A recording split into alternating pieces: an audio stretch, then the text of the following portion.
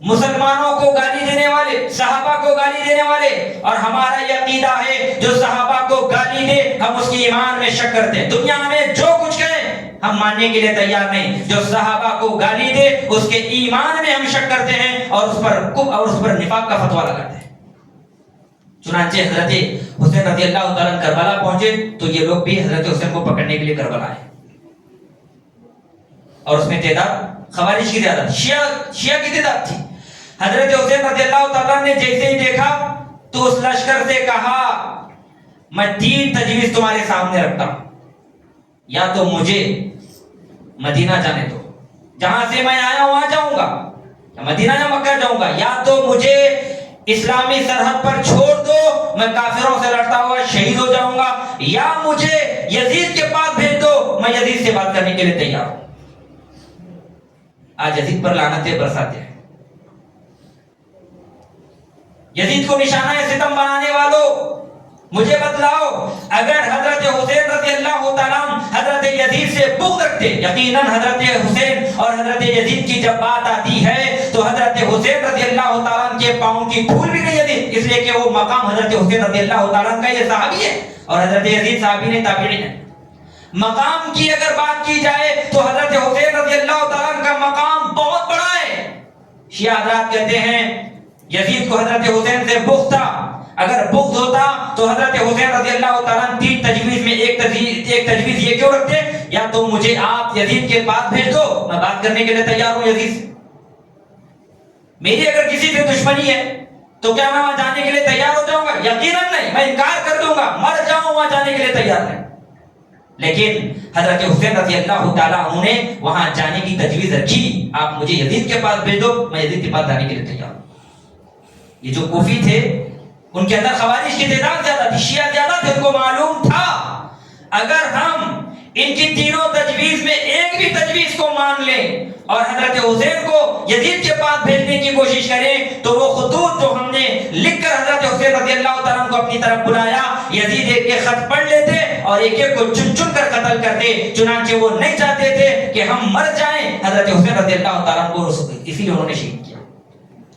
آپ تاریخ اٹھا کر مطالعہ کریں، صحیح تاریخ، حضرت حسین رضی اللہ تعالیٰ پر جنہوں نے سب سے پہلے تیر چلایا، سب سے پہلے جنہوں نے تلوار چلائی، وہ مسلمان نہیں تھے، وہ خوارج تھے، اور اللہ کے نبی علیہ السلام نے کیا کہا؟ یہ ایمان سے نکل جائیں گے، ایسے نکل جائیں گے جیسے تیر کمان سے نکل کر شکار کے آر پار ہو جاتا ہے۔ تو وہ مسلمان جنہوں نے صحابہ کو دیکھ کر ایمان لایا وہ نہیں تھے، وہاں خوارج تھے، شیعہ تھے، سب سے پہلے آغاز لڑائی کا انہوں نے ہی کیا، اور حضرت حسین رضی اللہ تعالیٰ کو شہید کرنے میں سب سے بڑا کردار اگر کسی کا تھا تو وہ شیعہ کا تھا، خوارج کا تھا۔ اور تاریخ کون سی تھی؟ محرم کی 10ویں تاریخ تھی، عاشورہ کا دن ہی تھا، محرم کی 10ویں تاریخ کو ہی حضرت حسین رضی اللہ تعالیٰ کو شہید کیا گیا۔ اب بڑی مکاری کے ساتھ ان شیعوں نے بدعت کو انجام دیا، مسلمانوں کے درمیان بدعت کو فروغ دیا، اور جب بھی عاشورہ کا دن آتا ہے تو شیعہ یہ کہتے ہیں یا حسین یا حسین، ہم نہیں تھے، ہم نہیں تھے، جب تم تھے ہی نہیں تو بولنے کی کیا ضرورت، جب تھے ہی نہیں بولنے کی کیا ضرورت؟ دنیا جانتی ہے، اہل علم جانتے ہیں، اہل حدیث جانتے ہیں، سلفی جانتے ہیں، حضرت حسین رضی اللہ تعالیٰ کی شہادت میں اگر کسی کا ہاتھ تھا تو وہ شیعہ کا تھا، خوارج کا تھا۔ نہ صرف حضرت حسین بلکہ اس سے پہلے آپ کے باپ حضرت علی رضی اللہ تعالیٰ کو بھی شیعوں نے ہی قتل کیا، حضرت حسن رضی اللہ تعالیٰ بھی وار شیعوں نے کیا، اور حضرت حسین رضی اللہ تعالیٰ کو بھی کوفہ بلا کر شہید کرنے والوں کا نام شیعہ خوارج ہے۔ لیکن تاریخ کو موڑ کر پیش کیا گیا، توڑ کر مروڑ کر پیش کیا گیا، اور لوگوں کے سامنے بتایا گیا کہ حضرت حسین رضی اللہ تعالیٰ کو شہید کرنے والے، قتل کرنے والے یہ شیعہ خوارج نہیں تھے بلکہ یزید اور ان کا ٹولہ تھا۔ میرے بھائیوں، یزید تو ملک شام میں تھے، ایک تو تاریخ بتلاؤ، ایک تو فتویٰ بتلاؤ، ایک تو خط لکھو، ایک تو خط لکھا ہوا بتاؤ یزید نے یہ کہا ہو عبید اللہ بن زیاد کو کہ حضرت حسین کو قتل کر دو، نہیں پائیں گے آپ۔ الٹا جب حضرت حسین کو شہید کیا گیا تو حضرت یزید کا پھر افسوس کا اظہار کرنے لگے،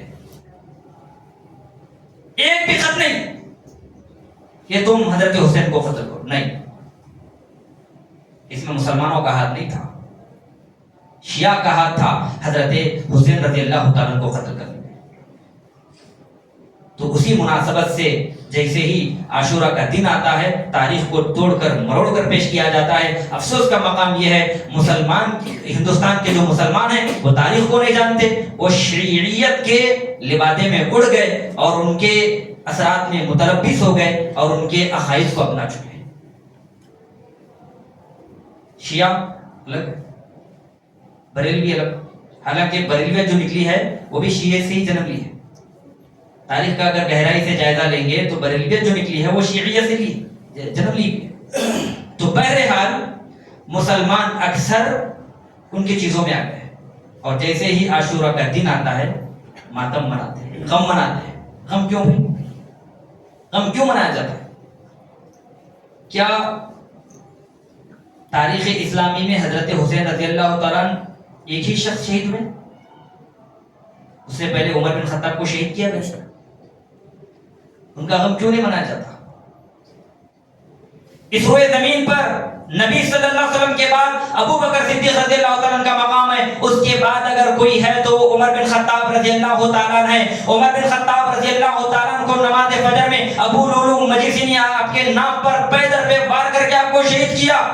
اگر ماتم منانا ہوتا، غم منانا ہوتا تو عمر بن خطاب کی ان کا بھی منایا جاتا۔ اس کے بعد حضرت علی کو بھی شہید کیا گیا، حضرت عثمان بن عفان کو شہید کیا گیا۔ امت مسلمہ کی جانب سے ان کی شہادت کا غم نہیں منایا جاتا، ماتم نہیں منایا جاتا، تو حضرت حسین رضی اللہ تعالیٰ عنہ کا کیوں منایا جاتا؟ ان کا بھی مناؤ۔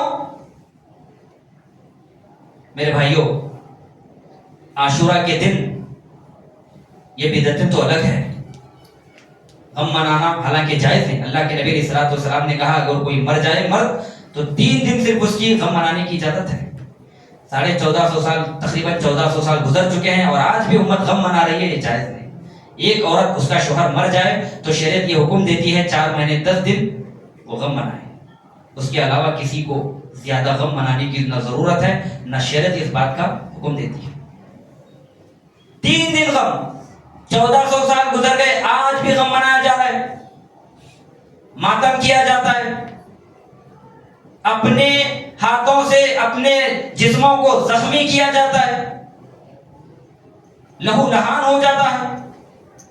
اور استغفر اللہ، آج تو ایک نئی بدعت نکلی ہے، انگارے شعلے جلا کر کچھ نادان مسلمان جن کو قرآن کا حدیث کا علم نہیں اس میں کودتے ہیں، اور کچھ نادان تو ایسے اس میں نماز پڑھنے کی کوشش کر رہے ہیں۔ اللہ کے نبی نے فرمایا نماز ٹھنڈک ہے، میری آنکھوں کی ٹھنڈک ہے، ہم کہاں نماز پڑھنے کی کوشش کر رہے ہیں؟ اللہ کے نبی نے کہا مسجد میں آؤ نماز پڑھو، دن بھر ہم نماز، سال ہاں سال گزر جاتے ہیں، نماز کا اہتمام نہیں۔ شراب پینے والے، سود لینے دینے والے، جھوٹ بولنے والے، سگریٹ نوشی کرنے والے، گندے رہنے والے جسم سے، وہی سب سے زیادہ علم اٹھاتے ہیں اور وہی اس طرح کی حرکتیں کرتے ہیں، اور مسلمان دل کر واہ واہ کرتے ہیں، واہ واہ واہ واہ۔ اللہ کے نبی صلی اللہ علیہ وسلم نے لوگوں کو انگار سے، جہنم سے بچانے کے لیے آئے۔ نبی علیہ الصلوۃ والسلام نے امت کو جہنم سے نکال کر جنت کی طرف لے جانے کے لیے آپ کی بعثت ہوئی ہے، اور مسلمان اخلاقی اعتبار سے، عقائد کے اعتبار سے، علم کے اعتبار سے اس قدر گر چکا ہے، اس کو معلوم نہیں کہ نماز کہاں پڑھنا، انگارے بچا رہا ہے، اور 2 رکعت نماز، اور 2 رکعت نماز کیسی، نہ اس میں صحیح طور پر رکوع سجدہ کیسے ادا ہوگا؟ انگار میں نماز پڑھنے والے کی نماز کیسے ہوگی؟ پیارے نبی علیہ الصلوۃ والسلام نے تو فرمایا نماز اس وقت ہوگی جب وہ مکمل خشوع و خضوع کے ساتھ اور شرائط کے ساتھ ہو۔ اور اس سے بھی بڑی بدعت، عاشورہ کے دن خصوصاً صحابہ کرام کو گالیاں دی جاتی ہیں، یہ سب سے خطرناک چیز ہے۔ یا حسین کی آڑ میں حضرت یزید کو گالی، حضرت یزید ایک سیڑھی ہے، یہ پہلا سٹیپ ہے، سیڑھی ہے، اگر ان کو گالی دیں گے تو اس کے بعد کی سیڑھی حضرت امیر معاویہ ہے، امیر معاویہ کی سیڑھی پر چڑھیں گے، امیر معاویہ کو گالی دیں گے، اور اس کے بعد پھر دیگر صحابہ کو گالی دیتے دیتے حضرت ابو بکر کو گالی دیں گے، عمر بن خطاب کو گالی دیں گے، عثمان بن عفان کو گالی دیں گے، یہاں تک کہ یہ کہیں گے 5 صحابہ کے علاوہ سارے صحابہ کافر۔ کون کہہ رہے ہیں؟ شیعہ کہہ رہے ہیں۔ اور اسی آیت میں کیا کہتے ہیں؟ عائشہ فی النار استغفر اللہ نعوذ باللہ، یہ ہماری ہمت اور جرأت نہیں ہو سکتی، وہ عائشہ رضی اللہ تعالیٰ عنہ جس کی برات میں اللہ رب العالمین نے مجید میں آیت نازل فرمائی اے لوگو تم جھوٹے ہو، عائشہ پاک ہے، عائشہ سچی ہے. اس عائشہ کے تعلق سے یہ شیعہ یہ خوارج کہتے ہیں عائشہ تو فی النار، عائشہ جہنمی ہے، عائشہ جہنمی ہے. مجھے بتاؤ پیارے نبی محمد رسول اللہ صلی اللہ علیہ وسلم نے حضرت عائشہ کو جنتی قرار دیا ہے، کیا حضرت عائشہ جہنمی ہو سکتی ہے؟ نہیں ہو سکتی. لیکن شیعہ کہتے ہیں حضرت عائشہ کو عائشہ تو فی النار. ایمان ختم ہو جائے، ایمان لٹ جائے. صحابہ کے تعلق سے مشنمائی، صحابہ کرام کے بارے میں کفر کا فتویٰ، صحابہ کرام کے تعلق سے عقیدہ رکھنا کہ کافر ہیں وہ جہنم میں جائیں گے. قرآن مجید اٹھاؤ، اللہ تعالیٰ نے کہا وَكُلًّا وَعَدَ اللَّهُ الْحُسْنَى. اے دنیا کے لوگوں سن لو، اللہ رب العالمین نے ہر صحابی کے لیے جنت کا وعدہ کر رکھا ہے. قرآن کہتا ہے صحابہ کرام جنتی ہیں اور شیعہ کہتے ہیں صحابہ کرام جہنمی. اور تو اور میرے بھائیوں، اسی کی آڑ میں وہ قرآن مجید کا انکار کرتے ہیں. اٹھائیں آپ شیعہ کی کتاب کو اٹھائیں، قرآن مجید کے تعلق سے ان کا یہ عقیدہ ہے قرآن مجید مکمل کتاب نہیں بلکہ حضرت ابو بکر و عمر بن خطاب رضی اللہ تعالیٰ عنہ نے 10 پاروں کو حذف کیا ہے. آخر میں جو ہمارے امام آئیں گے وہ 10 پارے لے کر آئیں گے. یہ عقیدہ ہے میرے بھائیوں شیعوں کا. مجھے بتاؤ دین کے تعلق سے، اسلام کے تعلق سے بدزنی رکھنے والے کیا ہمارے مسلمانوں کے لیے ہم مسلمانوں کے کیا یہ نرم دل ہو سکتے ہیں؟ یقیناً نہیں ہو سکتے. آج مسلمان کا اکثر طبقہ کہہ رہا ہے دنیا میں اگر کوئی اسلامی کنٹری ہے جو امریکہ سے، یہودیوں سے اور دشمنان اسلام سے ٹکر لینے والا تو صرف ایران ہے، ایران ہے، ایران ہے. میرے بھائیوں یاد رکھو ایران غدار ہے، غدار ہے، غدار ہے. ایران جھوٹا ہے اور اس کے جو رفقا ہیں، جو اس کے ذمہ دار ہیں وہ تو اور زیادہ منافق ہیں. ایسے ہی نہیں کہہ رہے ہیں، دلائل کے تجزیے سے کہہ رہے ہیں. ان کے فتوے پڑھو، ان کی کتابیں پڑھو، ان کا کفر آپ کو جھانکتے میں نظر آئے گا. صحابہ کو گالی دینا معمولی بات نہیں. جس کے دل میں پکا ایمان ہے وہ کبھی صحابہ کو گالی نہیں دے سکتا. اس روئے زمین پر نبی علیہ السلام کے بعد صحابہ کرام کی جو جماعت ہے سب سے زیادہ مقدس پاک جماعت ہے. اور یاد رکھیں جو صحابہ کو گالی دے گا اسلام بھی نشانہ ستم میں آئے گا، دین کی تعلیمات بھی نشانے زدہ جائیں گی. صحابہ کو گالی دینے سے اسلام کی جو تعلیمات ہے وہ مسخ ہو جائیں گی. اس لیے کہ جتنی بھی دین کی تعلیم ہے، اسلام کی تعلیم صحابہ کے ذریعے سے آئی ہوئے اور صحابہ نے پیارے نبی علیہ السلام سے سیکھا ہے. اللہ کے نبی علیہ السلام نے حدیث میں فرمایا لا تسبوا اصحابی، اے لوگوں میرے صحابہ کو گالی نہ دینا. ایک حدیث میں اللہ کے نبی نے فرمایا اذا رأيتم الذين يسبون اصحابي فقولوا لعنت الله على شركم. اے لوگوں جب تم ان لوگوں کو دیکھو جو میرے صحابہ کو گالیاں دیتے ہیں تو تم اللہ کی لعنت برساؤ. اللہ کی لعنت دیر مت کرو، کہو تمہارے برے فعل پر اللہ تعالیٰ کی لعنت ہو. اور ایک حدیث میں اللہ کے نبی نے فرمایا لا تسبوا اصحابی، میرے صحابہ کو برا بھلا نہ کہنا. اللہ کے نبی نے یہ بات کب کہی؟ ایک مرتبہ حضرت خالد بن ولید رضی اللہ تعالیٰ صحابی ہے، عبد الرحمن بن عوف رضی اللہ تعالیٰ صحابی، ان کو برا بھلا کہتے ہیں. نبی علیہ السلام کو معلوم ہوتا ہے تو کہتے ہیں لا تسبوا اصحابی، میرے صحابہ کو گالی نہ دو. قسم اس ذات کی جس کے ہاتھ میں محمد کی جان ہے، ان کی جانب سے یعنی جو پہلے ایمان لانے والے صحابہ ہیں ان کی جانب سے انہوں نے اللہ کے راستے میں جو ایک آدھ مٹھی جو اللہ کے راستے میں خرچ کیا ہے، تم احد کے پہاڑ کے برابر سونا خرچ کر کے بھی ان کے مقام تک نہیں پہنچ سکتے. خطاب کس سے ہے؟ صحابی سے ہے. حضرت خالد بن ولید صحابی ہیں، پھر بھی اللہ کے نبی کہہ رہے ہیں عبد الرحمن بن عوف کو برا بھلا مت کہو، گالی نہ دو. ایک صحابی کو یہ حکم دیا جا رہا ہے وہ دوسرے صحابی کو گالی نہ دے. حضرت خالد بن ولید بعد میں ایمان لانے والے، عبد الرحمن بن عوف رضی اللہ تعالیٰ پہلے ایمان لانے والے. پہلے ایمان لانے والے صحابہ کا مقابلہ بعد میں آنے والے صحابہ نہیں کر سکتے. بعد میں آنے والے صحابہ اگر اللہ کے راستے میں احد کے پہاڑ کے برابر سونا خرچ کر دیں تو تب بھی وہ ان کے ایک آدھ مٹھی جو یا گھیوں کے مقابلہ نہیں کر سکتے. بعد میں آنے والے صحابہ، بعد میں آنے والے لوگ صحابہ کو گالی کیسے دے سکتے ہیں؟ بعد میں آنے والے صحابہ پہلے ایمان لانے والے صحابہ کو سب کو شتم نہیں کر سکتے، گالی نہیں دے سکتے، برا بھلا نہیں کہہ سکتے. تو بعد میں آنے والے لوگ 1400 سال 1450 سال کے بعد آنے والے لوگ صحابہ کرام کی شان میں کیسے گستاخی کر سکتے ہیں؟ صحابہ کرام کے بارے میں گالی کیسے دے سکتے ہیں؟ صحابہ کو نشانہ ستم سب شتم کا نشانہ کیسے بنا سکتے ہیں؟ تو بعد میں آنے والے لوگ بدرجہ اولا صحابہ کرام کی عزت اور ان کا احترام کرنا ضروری ہے. تو پیارے نبی علیہ السلام نے صحابہ کو گالی دینے سے روکا ہے. کم از کم جو صحابہ کو گالیاں دیتے ہیں, برا بلا کہتے ہیں, صحابہ کو نشانہ ستم بناتے ہیں, جانوروں سے سبق لینا چاہیے, جانوروں سے. کیوں؟ حدیث ہے, حضرت سفینہ رضی اللہ تعالیٰ عنہ کا بڑا مشہور واقعہ ہے. یہ سمندر کے سفر پر ہیں, اپنے قافلے کے ساتھ ساحل پر جب اترے تو اپنے قافلے سے جدا ہو گئے, تنہا ہو گئے, راستہ بھٹک گئے جنگل میں. اچانک ایک شیر آیا.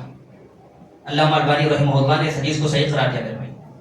ایک شیر آیا, حملہ کرنے والا تھا, سفینہ جان گئے, ان کو معلوم تھا یہ اسد شیر ہے اور یہ چنگاڑتا ہے, پھاڑتا ہے, نوچتا ہے, کھا لیتا ہے, ختم کرتا ہے. انہوں نے کہا اے جنگل کے بادشاہ تو میرا کچھ نہیں کر سکتا, میں پیارے نبی محمد رسول اللہ صلی اللہ علیہ وسلم کا غلام ہوں, میں نے پیارے نبی علیہ السلام کی خدمت کی ہے. اتنا کہنا تھا, یہ شیر جس کے بارے میں ہم نے سنا ہے وہ پھاڑتا ہے, چیختا ہے, چنگاڑتا ہے, دم ہلاتا ہوا آ کر بازو بیٹھ گیا, نہ صرف بیٹھا بلکہ آپ کو آپ کے قافلے تک بھی چھوڑ کر آیا. علامہ البانی رحمۃ اللہ نے اس حدیث کو صحیح قرار دیا ہے. آپ دیکھیں, غور کریں, ایک جانور, ایک شیر صحابی کی عزت کیسے کیا, صحابی کو جب بچڑ گئے تو ان کے قافلے تک کیسے چھوڑایا. لیکن آج افسوس کا مقام ہے, ہم میں سے کچھ ایسے افراد ہیں جن کو شیعہ خوارج کہا جاتا ہے, جانوروں سے بدتر ہو چکے ہیں. صحابہ کرام کی ذات کے بارے میں سب سے زیادہ اگر ہردہ رسائی کرتے ہیں, گالیاں دیتے ہیں تو وہ شیعہ اور خوارج کرتے ہیں. تو ان کی اصل حقیقت یہی ہے. بس وقت بھی ختم ہو چکا ہے. میں اللہ رب العالمین سے دعا کرتا ہوں اللہ تعالی ہم تمام کو سنی باتوں کو ذہن نقش کرنے اور اس پر عمل کرنے کی توفیق عطا فرما. آمین. وآخر دعوانا الحمدللہ رب العالمین.